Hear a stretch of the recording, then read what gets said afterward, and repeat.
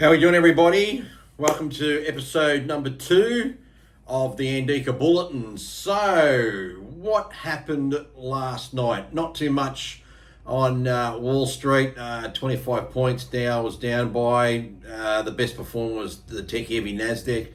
243 points, which also sort of led into why Bitcoin also had a nice another run, which, by the way, Bitcoin is now back over $101,000 US a coin. Right now, it's at 101,951 US dollars. Interesting way, it's also popped up as well, but we'll come to that in a moment. In terms of the ASX, just right now, we're up about 24.5 points. There's nothing really broad-based anywhere. Essentially, you've got a little bit of weakness in your resource stocks. BHP's a little flat, Fortescue's down, and Rio's also down as well. So when those major three miners are down, it sort of drags the market, but you've got your banking sector all up. Combank again is around $156.88 a share. Just mind-boggling. If you buy Commonwealth Bank today at that price, based on its last two declared dividends, the dividend yield is now under 3%. Yet BHP, based on its declared dividends, is yielding about 6.1%. So there's a disconnect and that sort of stuff there as well. In terms of anything else that's notable in our market today, not really all that much, so not much really to focus on there.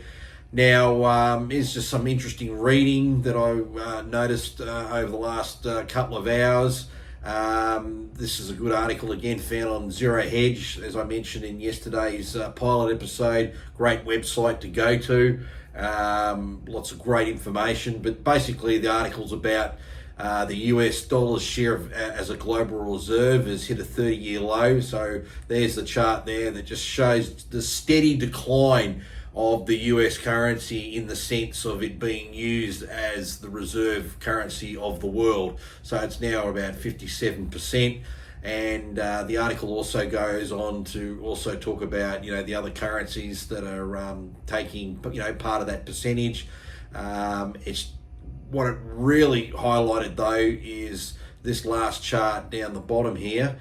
The second last one. This is the US dollar index, and you can see, other than that real huge spike that it had in the mid-80s, and that was probably more to do with the fact that in 1980, Ronald Reagan was elected as President of the United States, and it was very much pro-America, and the US dollar was very, very strong.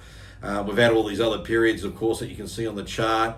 And, of course, one theory going around is when President Trump is then, finally back in the White House and he's got his agenda. He's talking, obviously, putting the tariffs and things across everybody, basically. And that'll be very, very pro-US dollar.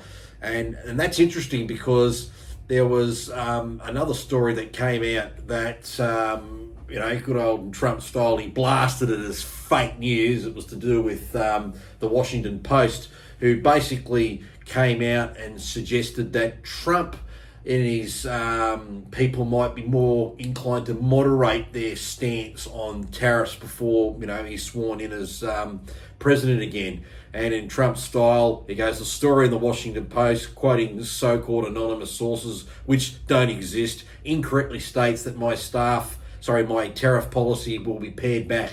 That is wrong. The Washington Post knows it. It is wrong. It's just an example of the fake news. Now, why is that important? Well, what that correctly did was that it dropped the US dollar index down, and it's probably why we've seen a bit of a bounce back in the Australian dollar, which at the moment, if we just go back to the screen here, I think she's around about 62.54 US cents. Just before the weekend passed, it was actually under 62 cents. Personally, I think the Aussie dollar's in trouble. I think it's going to fall further. And when Trump does become president and he announces what his tariff policy is, I still think we're going to see the Chinese yuan massively devalue itself, because if he's going to put a tariff of 60% on Chinese goods, the only way they can protect themselves from part of that is to massively devalue their currency. And I think if they do that, we're going to get caught up in it and it'll go down. But if that means, you're in crypto, you're in a bit of Bitcoin and all that sort of stuff, with Bitcoin right now at about, 102,000 US dollars a coin, that works out in Aussie dollars right about now at 163,000 Aussie dollars is one Bitcoin.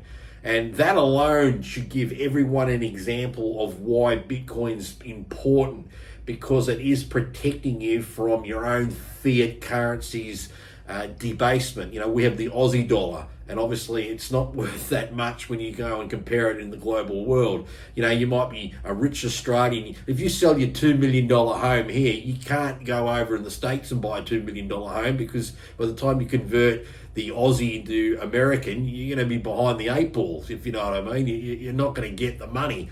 But if you want to make sure, your wealth is keeping up with the Joneses in the terms of US dollar values, then obviously something like Bitcoin and gold and other precious metals will help you do that.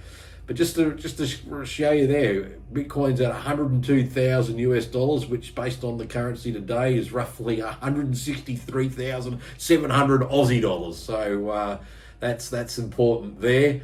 And the debasement trade, just following that, another article that I came across as well. And this was just fascinating, and it just confirms what we've been talking about, and that I've been at least writing about, and now I'll be able to present on the video on the YouTube channel. By the way, if you're liking what you're watching and listening to, make sure you subscribe to the channel. If you don't have a YouTube account, just set one up, really easy. Then hit the subscribe button. Make sure you like the video, because that helps on the algo, helps this get spread around YouTube so more people can see it. The more people that get an informed basis of information, the better they can make decisions. And of course, put a comment below as well. I do read them. Not a lot at the moment, because there's only video number 2, but I'm sure in time we will get a few more. And in those comments, if you want me to talk about something too, make a note as well. But in this article here, the debasement trade, that's the debasement trade we've been saying into gold and Bitcoin, is here to stay. And that's what, JP Morgan's now saying. So there's a reported article there.